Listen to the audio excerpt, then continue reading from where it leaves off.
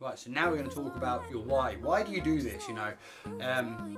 So your reason could be you want to lose a few pounds, you want to get fit for your wedding, you want to change your life around, you want to just look like the guy on the front cover of the magazine, you want to look like the girl on the front cover of the magazine, you want to get the bikini body, you know, all these reasons are great.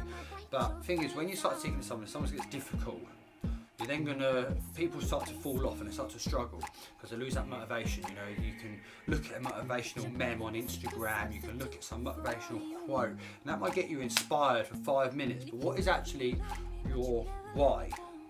Now, you want to find out why you're doing this. Now, here's my why.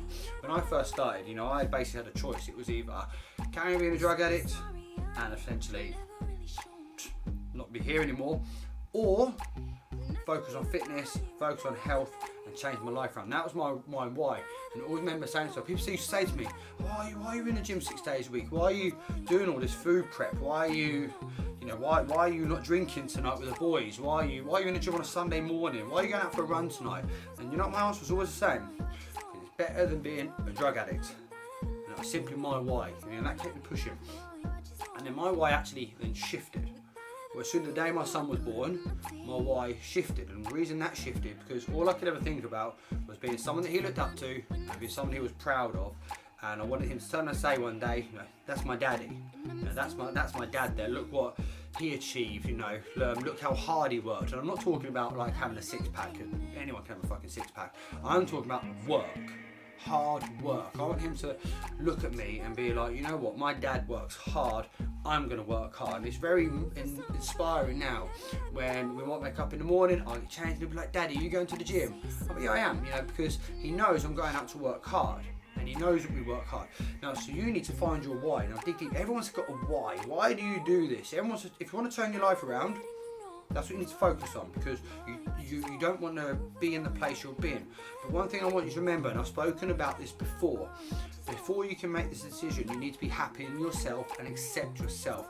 Now, I've mentioned this a few times in videos before because it's such a big thing, and that was what I did. I sat down, I've done a lot of personal reflection, and I knew that if I wasn't happy with myself, I wasn't ever going to be able to continue. So I reflected on my life, everything I had going. You know what? I said to myself one day, and I said this before, that I am still breathing, and there's people in the world that are in worse off positions to me. I'm an ex-drug addict, I've ditched all my mates, I'm at home all alone, but there's people in worse positions than me, and there always is. Don't forget that someone always has a worse story than you.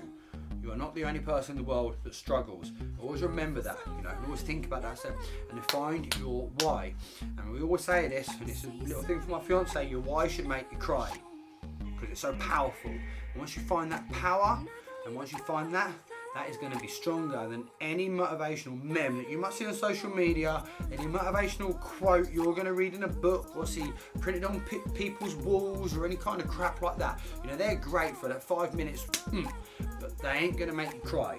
And once your why makes you cry, you find that power.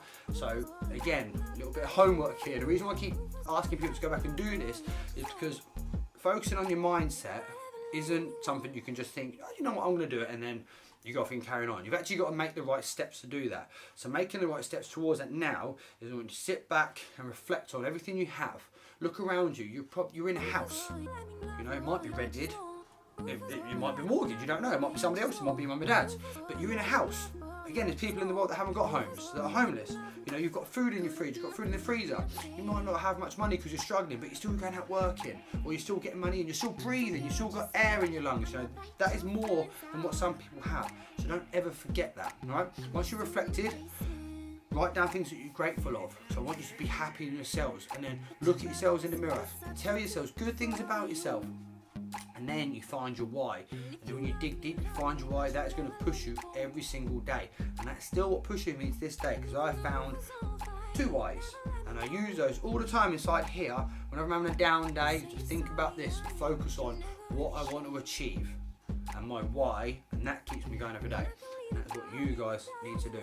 And that is the difference with danfrancistraining.com and any other website out there, because I am focusing on people's mindsets and their lifestyles. Okay, so that's what we're doing here. We're focusing on your mindset and your lifestyle. So find your why.